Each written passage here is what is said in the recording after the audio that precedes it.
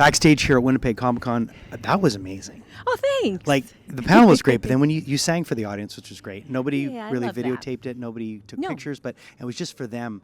It is. That was It's a chance special. for people to have their trigger core memory of where they were 37 years ago, and for them to remember who they were with, what did their room look like, what did they feel about the movie, what did they feel about the character. And so when I sing Part of Your World, I get to have those memories of where I was when I recorded the song, and I never get tired of singing it. It's a beautiful song. And the crazy thing is, like, someone who was a singer in a band for many years, I know what kind of control it takes to do what you do and to do that consistently and to do that well at years later. Like, that's really impressive. Well, I'm very grateful. Yeah. I'm very grateful that I can still do it. But I got to take care of myself. I got to sleep. I got to drink a ton of water and eat right and exercise. And the voice is something that it's important to me. So got to keep my job. and you're also one of those guests that there's those rare guests that really touch people like deep emotionally. And I know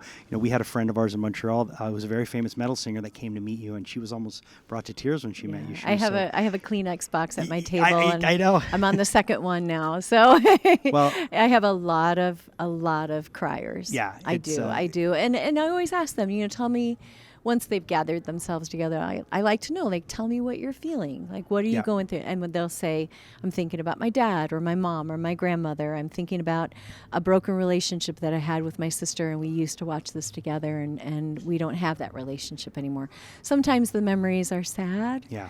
But I think, even those sad memories are still important. They make who you are and are part of your story. Yeah. So... yeah, it's pretty amazing. You must need a good day or two after these shows just to I do. say. When they're back to back, I usually get home on a Monday and leave again on a Thursday, and Tuesday and Wednesday are my social battery down days. Right. Yeah, it's like, because I take in, like, I had a family yesterday where the mother had 3 children and her mom with her, and she had just lost her husband to leukemia.